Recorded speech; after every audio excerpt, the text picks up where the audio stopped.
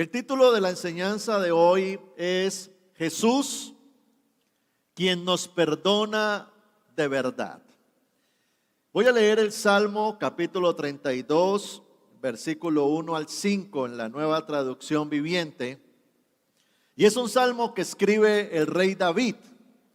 Todos sabemos que David fue un gran hombre de Dios, pero también tuvo una etapa en su vida oscura, donde David se deja seducir por una mujer, cae en un adulterio, luego por querer encubrir su pecado, manda a matar al marido de la mujer. Ahí ya hay un doble pecado, adulterio, homicidio. Y por supuesto David sabe que eso es contrario a lo que Dios quiere, y eso se llamaba pecado. Pero David escribe en el Salmo 32, verso 5, capítulo 1, versículo 5, «Oh, qué alegría para aquellos a quienes se les perdona la desobediencia, a quienes se les cubre su pecado. Sí, qué alegría para aquellos a quienes el Señor les borró la culpa de su cuenta, los que llevan una vida de total transparencia. Mientras me negué a confesar mi pecado, mi cuerpo se consumó y gemía todo el día. Día y noche de tu mano de disciplina pesaba sobre mí. Mi fuerza se evaporó como agua al calor del verano. Finalmente te confesé todos mis pecados y ya no intenté ocultar mi culpa. Me dije, le confesaré mis rebeliones al Señor y tú me perdonaste. Toda mi culpa desapareció». Yo creo que al igual que David experimentó un pecado, pero también una reconciliación con Dios, donde el perdón y la culpa fueron quitados, de igual forma el apóstol Pablo dice, todos hemos pecado y estamos destituidos de la gloria de Dios.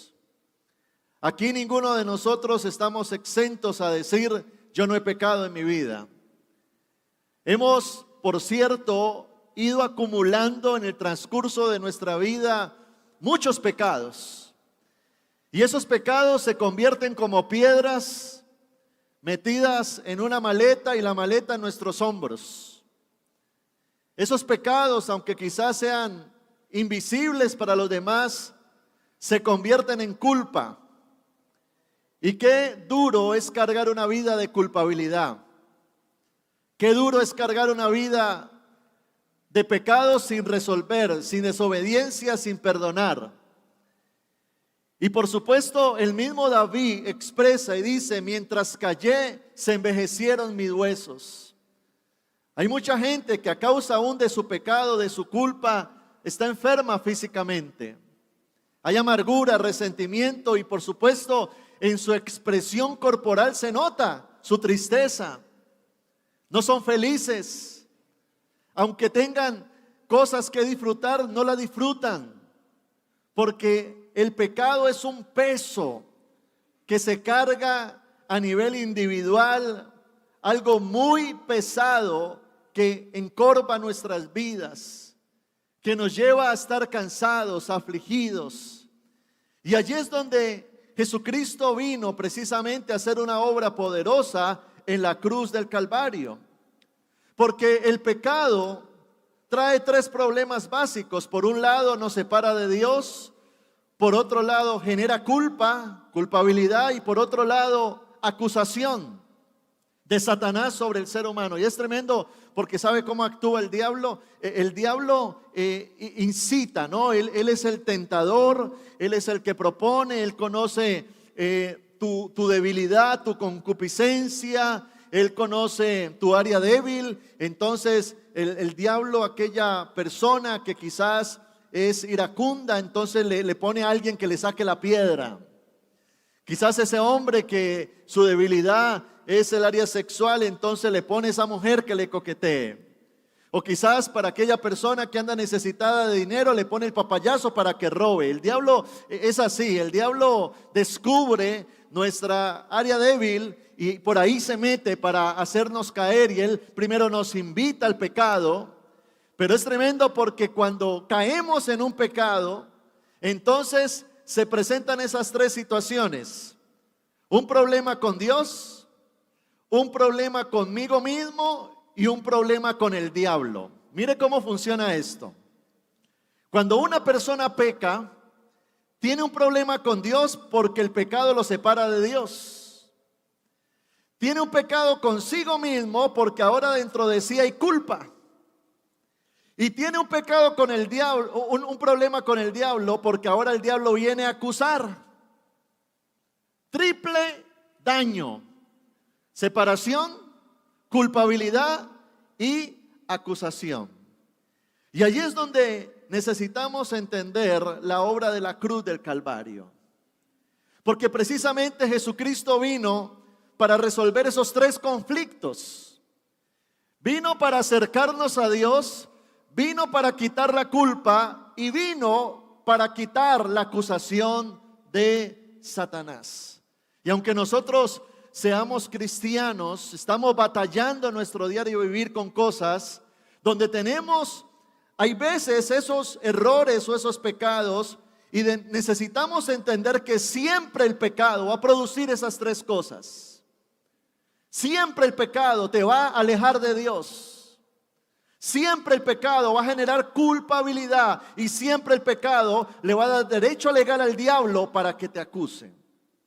Y estos tres aspectos necesitamos resolverlos bíblicamente, y se resuelven entendiendo la obra de Cristo en la cruz del Calvario. Y le quiero hablar precisamente de esos tres aspectos en esta mañana. Primero, el pecado nos separa de Dios. Cuando vamos a el Génesis, dice la Biblia que Adán y Eva pecaron. Y dice el texto literalmente que cuando Adán pecó, se escondió inmediatamente de Dios. Antes de que Adán pecara, disfrutaba de Dios, estaba en su presencia todo el tiempo. Pero luego de que él pecó, dice que el mismo Adán huyó. De hecho, la Biblia, cuando dice que Dios le habla a Adán en ese momento, no le pregunta a Adán: ¿qué te hiciste? ¿Dónde estás? No, le pregunta a Adán: ¿qué has hecho? Ya Dios conocía el pecado, pero sabía que el pecado iba a afectar la relación entre Dios y Adán. Y esa es la consecuencia, yo creo, que más grave que trae el pecado. El pecado trae como consecuencia separarte de aquel Dios que tanto amas. Porque yo creo que aquí, si estamos en esta mañana recibiendo esta palabra, es porque creemos en Él. Levantamos nuestras manos, qué bonita adoración, celebramos la cena del Señor, le amamos, le queremos. ¿Cuántos aman a Dios? Pero ten en cuenta esto: cuando pecas, lo deshonras. Entonces ahí ya no se trata de que el pastor no se dé cuenta, de que mi esposa no se dé cuenta, de que en la iglesia nadie se entere. No, ya es un problema entre tú y Dios. Porque el pecado trae separación. El libro de Isaías, en el capítulo 59, versículo 1 al 2, dice la palabra: pero vuestras iniquidades han hecho división entre vosotros y vuestro Dios, y vuestros pecados han hecho ocultar de vosotros su rostro para no oír.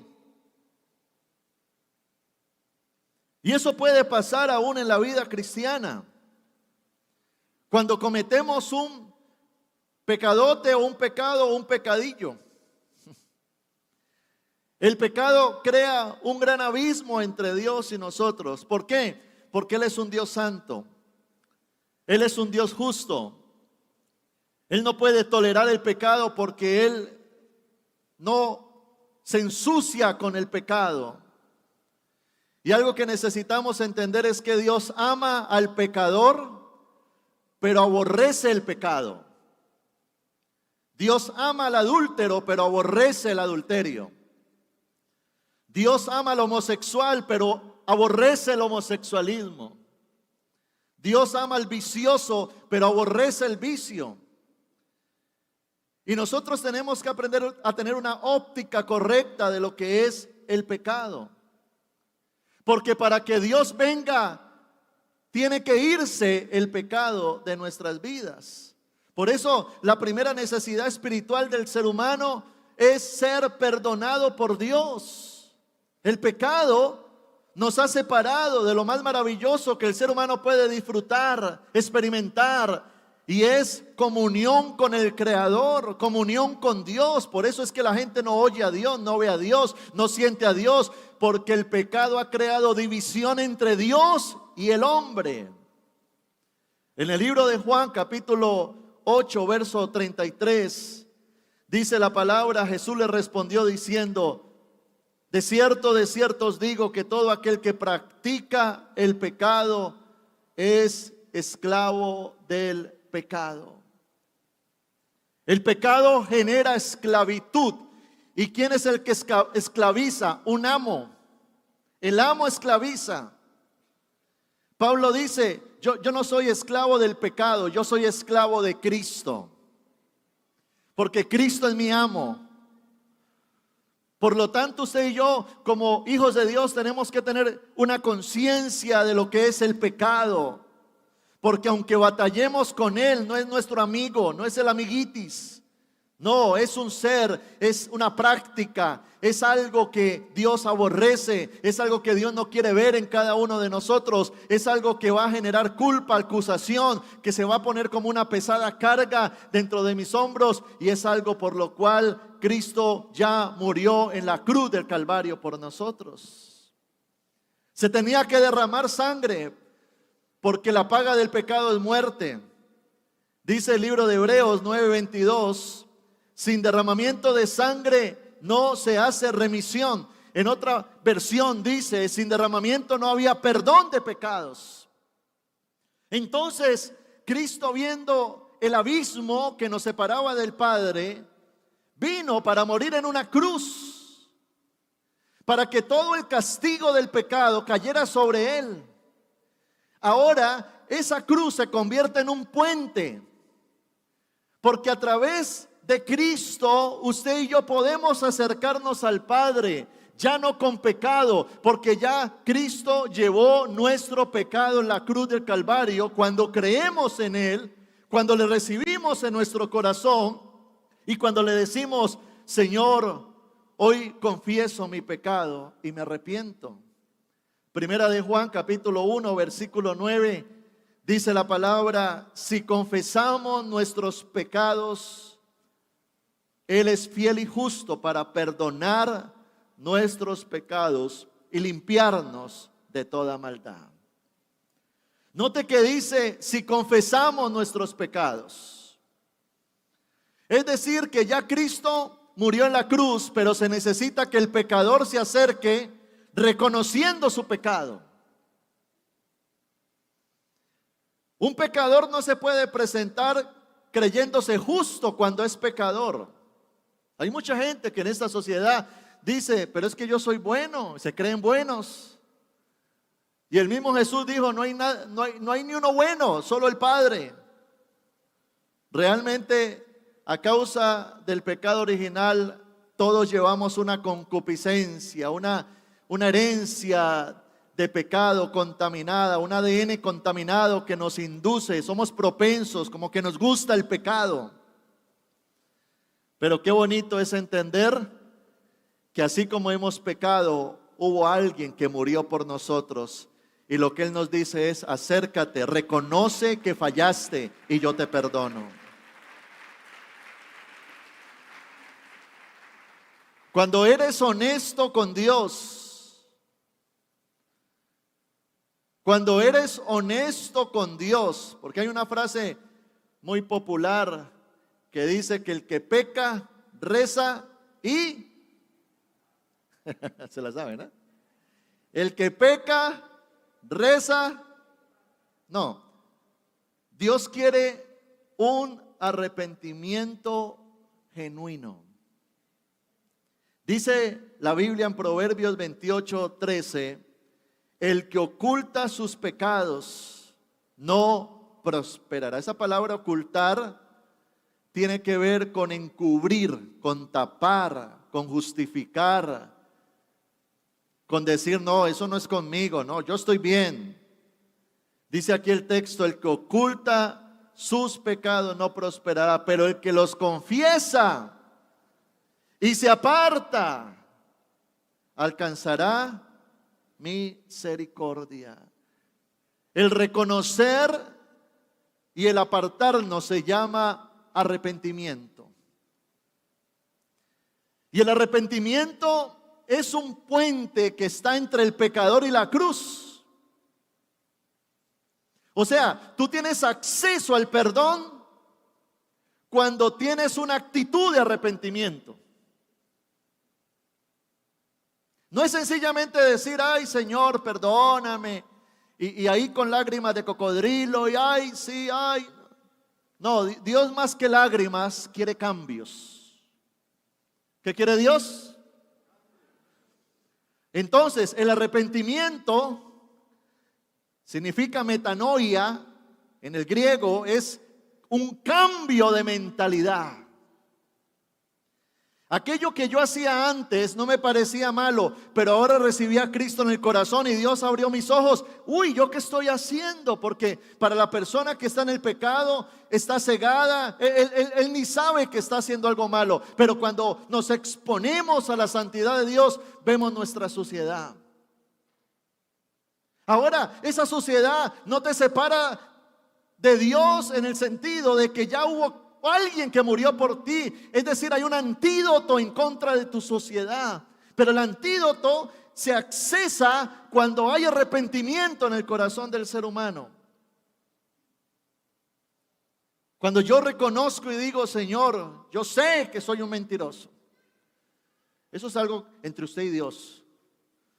Yo sé que soy iracundo, yo sé que soy ladrón, yo sé que soy boquisucio, yo sé que soy mentiroso, yo sé que soy, tengo inmoralidad sexual, o yo sé que estoy en un vicio incorrecto. Entonces reconozco.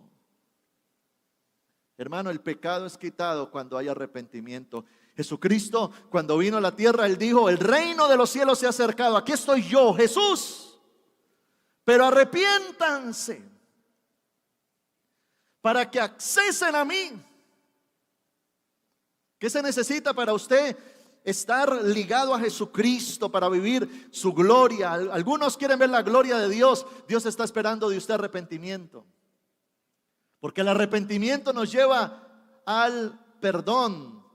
Y una persona que ha sido perdonada camina en libertad. ¿Cuánto le dan la gloria al Señor?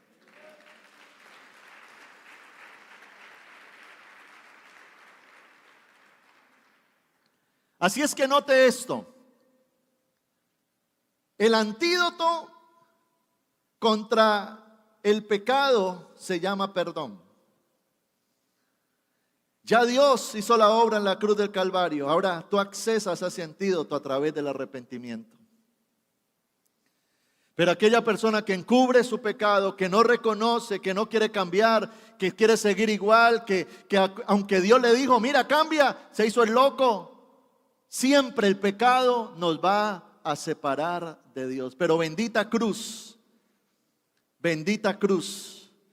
porque a pesar de que somos pecadores, podemos ir a Él y su gracia, su amor y su misericordia nos alcanza y nos perdona. Dele un fuerte aplauso al Señor.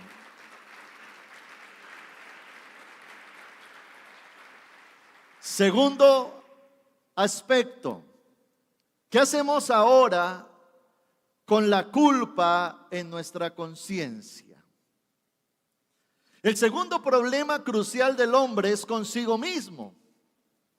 Porque ese ser humano que cometió el error, el pecado, ese David que adulteró, mató, ahora viene a Dios, ese hombre borrachín, ese hombre ladrón, bueno, todos hemos cometido errores, llegamos a Dios, tenemos un genuino arrepentimiento, nos acercamos a Dios, pedimos perdón, pero dentro de él, en su conciencia, sigue una pesada carga de culpa. ¿Cuántas personas hoy en día no son oprimidas por la culpa? Y esa culpa se convierte en un gran problema para el hombre. Ahora, si los pecados ofenden a Dios y por otro lado lo corrompen, ¿qué es la culpa entonces? La culpa es como una mancha que genera los pecados en la conciencia de la persona. Cuando nosotros somos niños, comenzamos a crecer, nosotros tenemos una conciencia y a través de la vida, de los pecados y errores que cometemos, parece de que esas manchas se van acumulando en la conciencia de la persona. Es como una ventana que recibe polvo, mugre y no es lavada. Y entre más polvo y mugre, más se oscurece la ventana y al final poca luz entra. Esa es la culpa en la vida de una persona. Y ahí es donde debemos de entender que no hay un detergente, no hay un compuesto químico, no hay un ácido que pueda lavar esa mancha de culpa en la conciencia. Ni siquiera una bomba atómica puede quitar esa mancha, esa culpabilidad que se carga ya en los hombros del error que se cometió, del pecado, del fracaso, de la falla que hice. Conocí una persona que se mantenía lavando las manos. Hay gente que tiene tanta culpabilidad que se anda lavando las manos y se las lava y ya las tiene pálidas, transparentes. Porque la persona busca, ¿cómo me quito esto? Es que ¿cómo me quito esto? ¿Cómo? Hay personas que tienen exceso de limpieza afuera porque están muy mugrosos adentro. Hebreos capítulo 9, verso 14, dice la palabra, ¿cuál es el antídoto para la culpa? Dice la palabra, cuánto más la sangre de Cristo limpiará vuestras conciencias de obras muertas para que sirváis al Dios vivo. Diga conmigo en esta mañana, la sangre de Cristo quita mi culpa. ¿Cómo puede la sangre de Cristo purificar la culpa en su conciencia? Cuando Jesucristo murió en la cruz del Calvario, su muerte cumplió plenamente por usted todos los requisitos de la ley de Dios. En otras palabras, su deuda del pecado ya fue pagada totalmente. Es como si yo tuviese una deuda con alguien, le debo $1,000,000 a alguien, ese alguien me tiene hasta aquí, yo no lo quiero ni ver, me escondo, lo que llamamos una culebra. Pero entonces viene alguien que tuvo misericordia de mí y va y paga ese $1,000,000 por mí. Ya mi deuda está saldada, pero yo todavía sigo pensando, ay no, ¿y qué hago? Y esa deuda, no me lo quiero encontrar. Así somos con el pecado. Cuando venimos a Cristo, nos arrepentimos genuinamente, Dios ve un cambio en nosotros, entonces la sangre de Cristo viene a purificarnos, dice la palabra, de obras muertas, porque ya pasaron. Ya Cristo la resolvió en la cruz del Calvario. Y ahora Romanos 8:1 afirma, ninguna condenación hay para los que están en Cristo Jesús.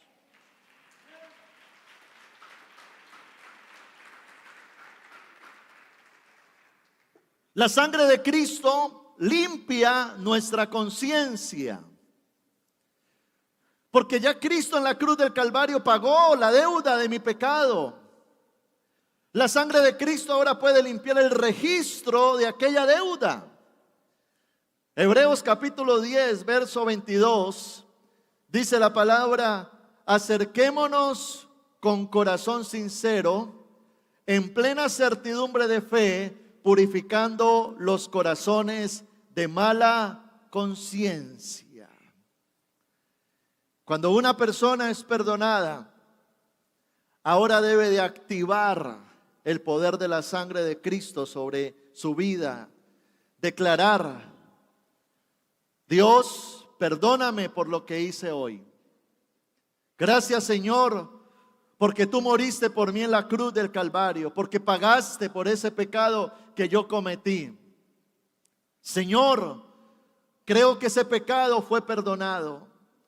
Ahora reivindico tu sangre preciosa para limpiar mi conciencia de toda mancha de culpabilidad. Declaro que la sangre de Cristo es propicia a mi necesidad. Declaro que la sangre de Cristo me santifica, limpia mi mente, limpia mi corazón, quita toda mancha, quita toda culpabilidad. Y declaro que en el nombre de Jesucristo soy una nueva criatura. Dios me ve como si nunca hubiese pecado, porque la sangre de Cristo tiene poder. En otras palabras, ¿cómo se quita la culpa? Con argumentación bíblica. Y argumentación bíblica significa conocer la palabra, conocer lo que Cristo hizo por mí en la cruz del Calvario. Yo no puedo estar cargando con culpas de errores que cometí hace 10 años, hace 15 años, hace 20 años, cuando la Biblia dice que si alguno está en Cristo, nueva criatura es. Habrán situaciones que resolver, habrán pecados que confesar, habrán situaciones que hablar, habrán consecuencias que asumir, pero Cristo perdona. Y con el perdón se tiene que ir la culpa. Yo enfrento mi futuro. Quizás vengan consecuencias por el pecado que cometí, pero ya lo voy a asumir perdonado y sin culpa. Resuelvo el problema consigo mismo, con esa conciencia que está manchada, que está ahí generando culpabilidad, porque entiendo que la sangre de Cristo fue pago suficiente por mi pecado. ¿Cuánto le dan la gloria al Señor? Hermano, cuando Dios perdona, a diferencia del ser humano, Dios olvida. Jeremías 31:34 dice la palabra: porque perdonaré la maldad de ellos y no me acordaré más de sus pecados. El libro de Miqueas, capítulo 7, versículo 18 al 19, dice la palabra que Dios hay como tú, que perdona la maldad y olvida el pecado, porque se deleita en la misericordia. Él sepultará nuestras iniquidades y lo echará a lo profundo de la mar. Echará a lo profundo de la mar todos nuestros pecados. Y qué interesante ese término, lo profundo de la mar, porque ningún ser humano ha podido descender a lo profundo de la mar. Es decir, que ningún ser humano tiene la capacidad de sacar lo que Dios ya metió. Como decía un predicador, él toma nuestros pecados, los mete en un bulto, toma el bulto y se mete a lo profundo de la mar y deja caer ese bulto pesado ahí. Se fue el bulto y le pone un aviso allí que dice: prohibido pescar aquí. Qué bonito ese Dios. Dice la Biblia que Él es el que borra nuestras rebeliones. Y no solamente quita tu pecado, sino que quita el señorío del pecado que había sobre ti. Rompe las cadenas de esclavitud. Dice el libro de Romanos 8:14: el pecado no se enseñoreará de vosotros, pues no estáis bajo la ley, sino bajo la gracia. No se enseñoreará. Hoy en día podemos estar batallando contra el pecado, pero no es nuestro Señor. Mi Señor se llama Jesucristo y con Él te voy a vencer pecado. Es una lucha. Es una lucha para permitir que el Espíritu Santo obre en cada vida, nos santifique, nos transforme, cambie en nosotros aquellas áreas que necesitan ser purificadas y cambiadas, y que lleguemos a ser a la estatura de la plenitud del hombre perfecto, que es Jesucristo, el Hijo de Dios. Jesús dijo: sigan mis pisadas, quiero que sean como yo soy, imítenme. Es decir, que Dios no solamente te llama al perdón, sino al cambio. Y esa gracia que te acepta es la misma gracia que te transforma. Ya Cristo murió hace 2000 años y ya está activo ese beneficio para nosotros. Pedir perdón, liberarnos, echar fuera la culpa y ahora caminar como hijos de Dios en victoria y en libertad.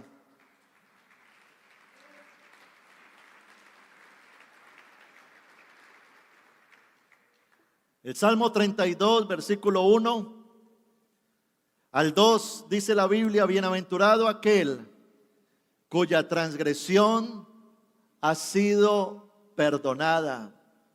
Bienaventurado el hombre a quien Jehová no culpa de iniquidad. Así como el pecado trae tristeza, el perdón trae felicidad. Y ahora entramos al tercer aspecto que necesitamos entender. ¿Qué hacer con la acusación de Satanás? Algunas veces, después de nosotros confesar nuestro pecado, aplicar la sangre de Cristo, usted puede seguir quizás teniendo algún sentimiento interior,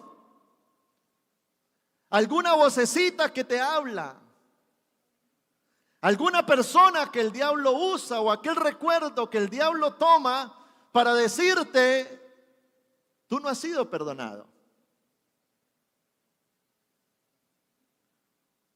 Esa culpa todavía está. Ahora, ¿indica esa vocecita que yo no he sido perdonado? No. Porque la sangre de Cristo funciona. Porque si yo pido perdón, me arrepiento, echo fuera la culpa, declaro la sangre de Cristo sobre mi vida, enfrento las circunstancias y ahora de nuevo esa vocecita viene, ¿significa acaso de que la sangre de Cristo no operó? ¿Será necesario algo más? Y allí es donde usted debe responder: absolutamente no. Ahora, ¿de dónde provienen entonces esas ideas, esos pensamientos? Si yo ya he confesado, si ya he aplicado la sangre de Cristo. Y allí es donde sale un personaje que es el enemigo de Dios, que se llama Satanás. Y para entender eso, necesitamos ver quién es Satanás y lo que él hace.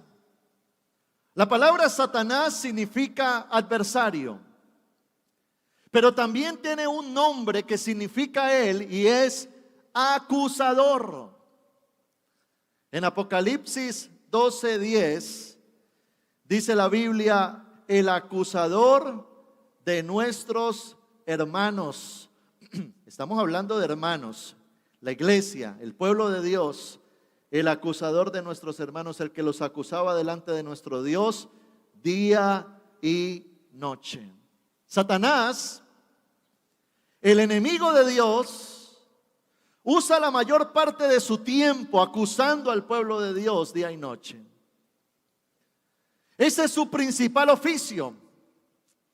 Ya Cristo murió por ti, ya te arrepentiste, ya fuiste libre de culpa, pero el diablo sigue allí, rondándote. Tú no puedes, tú no eres capaz, tú fracasaste ayer, vas a fracasar mañana. Tú vienes de un divorcio, no pienses en un nuevo hogar. Tú vienes de una quiebra económica, tú no vas a ser próspero. Mira tu familia, se van a destruir. Ahí está, ahí es, el acusador. Recuerda aquella historia narrada en Zacarías, por allá en capítulo 3, Dice la Biblia que está el sumo sacerdote, Josué, delante de Dios. Y dice que aparece Satanás, estaba a la derecha para acusarlo, dando un ejemplo como de un lugar donde está el juez, donde está el implicado, el que está allí siendo juzgado, está el abogado y también está el fiscal. El fiscal ha juntado la cantidad de pruebas posibles para acusar. El abogado viene a buscar la manera posible de defenderlo. Y el juez es el que dictamina al final la condena o lo que va a pasar con aquella persona. Y dice que este sacerdote Josué estaba delante de Dios con vestiduras viles. Pero es tremendo porque la Biblia dice que el mismo Dios le habla al acusador. ¿Y sabe qué le dice Dios al acusador? Jehová te reprenda, Satanás. Eso es lo que usted tiene que decirle al diablo cuando vengan esas palabritas, esos pensamientos, esa culpabilidad, ese recuerdo del ayer, ese pensamiento de fracaso, de negativismo, de pesimismo, de fatalidad, de que no te va a ir bien, de que no vas a salir adelante, de que no vas a ser exitoso. Dígale, Jehová te reprenda. Diablo mentiroso. Y allí es cuando usted toma autoridad. Allí es cuando usted toma la palabra, que es la espada del Espíritu Santo. Sí, porque usted y yo estamos en medio de una confrontación espiritual continua. Estamos en una guerra. Y la principal arma del diablo es el engaño. Y el diablo es bocón. Y el diablo viene a sacar tu prontuario. Dice Primera de Pedro 5:8, vuestro adversario. Usted y yo tenemos un enemigo, aunque no lo sabía. Sí, usted y yo tenemos un enemigo. Como león rugiente anda alrededor buscando a quien devorar. Pero allí es donde usted y yo también tenemos que tomar una actitud de guerra. ¿Y sabe cuál es el arma letal contra Satanás? ¿Sabe cuál es el arma letal contra el infierno? ¿Sabe cuál es el arma letal contra los demonios? Dice el libro de Apocalipsis, y ellos le han vencido por medio de la sangre del Cordero de Dios.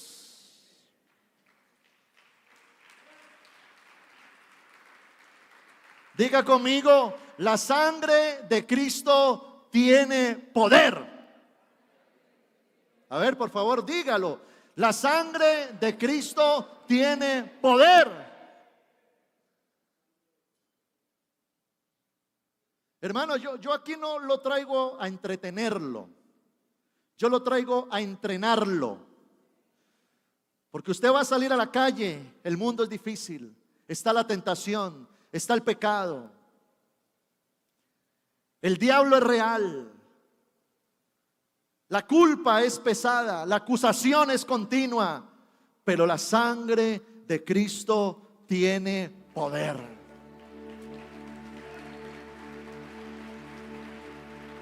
A ver, dígalo fuerte, por favor. A la 1, a las 2 y a las 3. ¡Wow! Otra vez. 1, 2 y 3. Otra vez, otra vez.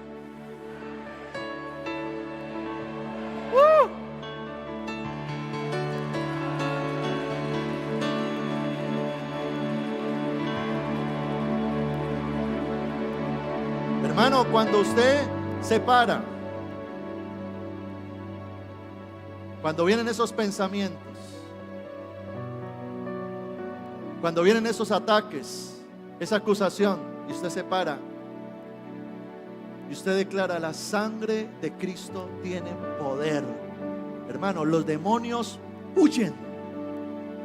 Eso es como si hubiese un cuarto lleno de ratas y usted llega y prende la luz ¿Sabe qué pasa con esas ratas? Se disipan, se desparcen, se desaparecen. Por eso usted tiene que entender esta palabra, porque usted no debe de vivir conforme a la mentira del diablo, sino conforme a la verdad de la palabra de Dios.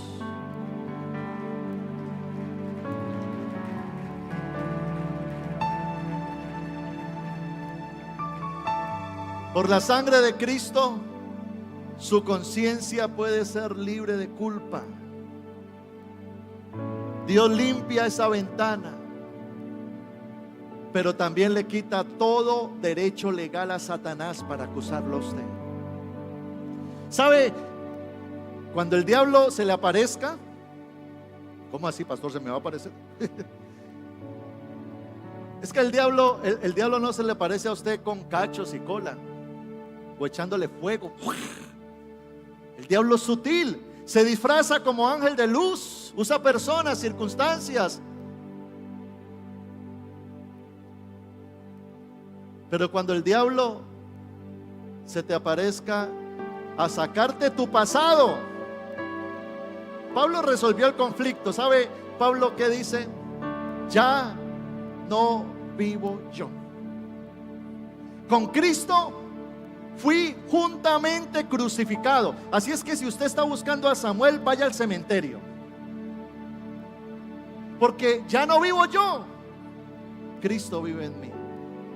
Soy una nueva criatura en Cristo Jesús. Olvidando lo que queda atrás, prosigo adelante hacia la meta, hacia el propósito que Dios ha determinado para mí.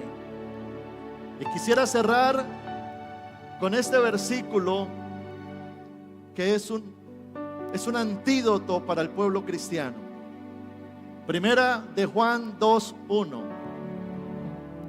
Dice la palabra: hijitos míos, estas cosas os escribo para que no pequéis. ¿Qué quiere Dios? Que no pequemos. Pero si alguno ha pecado, abogado tenemos para con el Padre, a Jesucristo el justo. Entonces, ¿qué pasa con aquel cristiano que cae en un pecado? Siempre el pecado va a producir esas tres cosas: separación de Dios, culpa, y le da derecho legal al diablo para acusarlo.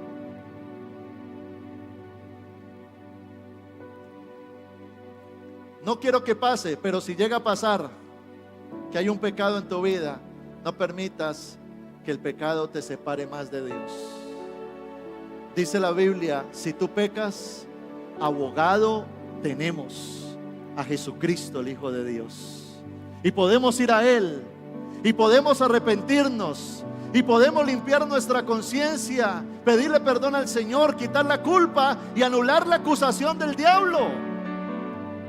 Porque para eso apareció el Hijo de Dios. ¿Para qué? Para deshacer las obras del diablo.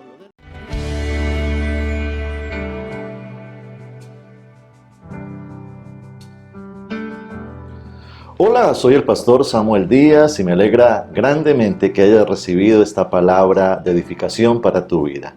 Si quieres continuar recibiendo estas predicaciones, puedes suscribirte a nuestro canal en YouTube. Allí dale la campanita para notificaciones, así te vamos a anunciar nuevas enseñanzas que van a edificar muchísimo tu vida. Y síguenos en nuestra página web www.samueldiaz.com.co. Dios te bendiga.